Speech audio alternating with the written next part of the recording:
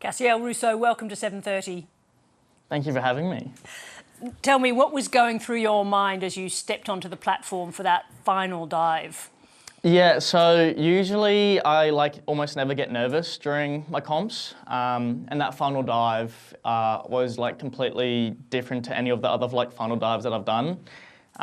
Before the dive, I knew that I was coming first because I look at the scores before and after my dives, and just every single person in that crowd from every single different country just went crazy.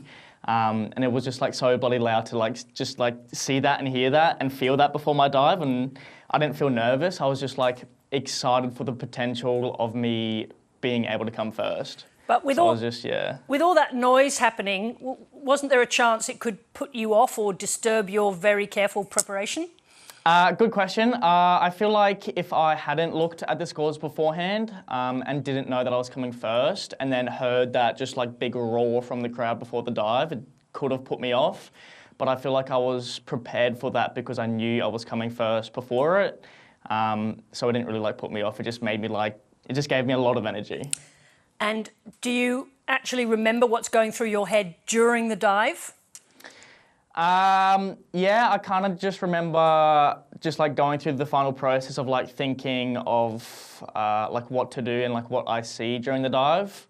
But in the middle of that, that's when the crowd just roared, and that kind of just put me back down to earth and just reminded me to just don't really think of anything because my mind and my body just will know what to do when I jump. And when you came back up to the surface, did you know that you had done a great dive? Yeah, I did, but I didn't think I thought I did a lot better than what it was, which is kind of interesting, because you can kind of feel when you do a good dive, and that felt like it was a perfect dive, perfect 10s. It was still really good. I think I got 9s and 8s and a half, and maybe 1 9.5. But I did know that it was a medal dive. Now, you at the beginning of the competition, you were, I think, 9th in the rankings. How did you pull yourself from 9th to 1st? I think it's just because of how competitive I am. I kind of enjoy, or I don't enjoy being at the bottom and then climbing my way back up, but I'm kind of a slow starter in diving. I kind of start maybe towards the middle or towards the bottom. And then after dive, I just climb myself back up to the rankings, obviously if I do well. And I just kind of like that process of just doing that. You switched from gymnastics. Why diving and not gymnastics? I was doing sports acrobatics beforehand, and I was the one that was getting flown up into the air.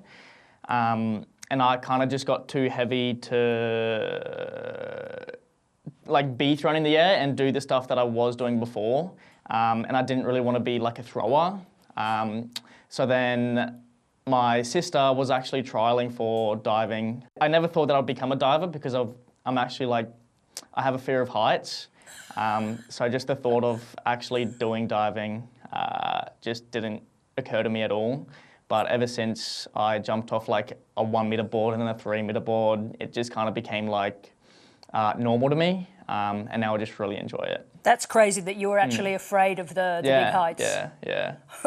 Now, I can't do heights. Says the gold medal winner from the 10-metre board. Yeah. Now tell me, your grandfather was an extraordinary athlete. Is he? What kind of an inspiration is it for you? Is he for you? Throughout my whole journey, he's kind of become a bigger and bigger kind of part of my whole journey. Obviously, he's not with me today, and he passed away a couple of years before my first Olympic experience, which is quite sad. But he actually got his first World Championship gold medal at the same age that I am now, which is actually kind of cool. And I kind of just figured that out when I got my gold, because Mum just told me. So just seeing what he did throughout his whole journey and then doing what I'm doing is just incredible to me. I'm sorry that he wasn't. I'm sorry he wasn't here to see you do this. But it does take me to a question about the next Olympics, because of course he won a gold Olympic medal in Australia for cycling, and you're going to be going to the French Olympics. Yeah. Are you taking him with you in a way? 100%. He was a French athlete. He competed for France, and he came to Australia and won a gold medal for France. And we're kind of doing like little swapsies. So now I'm competing for Australia, going to France, and I kind of don't, in like any comps that I do, I kind of don't go for a medal. I just want to not regret not doing anything, if that makes sense. So I just want to put my best self out there, and whatever happens, happens. But if I do happen to get a gold like he did, that would just be like extremely special to me. Now, you're facing very tough Chinese competition, as you did in these championships. Do you think that... do you think the pressure that's going to come on you now, having won this medal, is going to make that journey harder or easier for you? Good question. Again, the Chinese have been at the top of the diving for many, many years, especially the event that I'm in. And winning against two of them at this previous World Championships was kind of eye-opening, because obviously they are still human and they will have cracks. But knowing that I can beat them kind of, I don't want to sound cocky, but it kind of makes me dangerous, because I kind of feel like that I know I have that potential.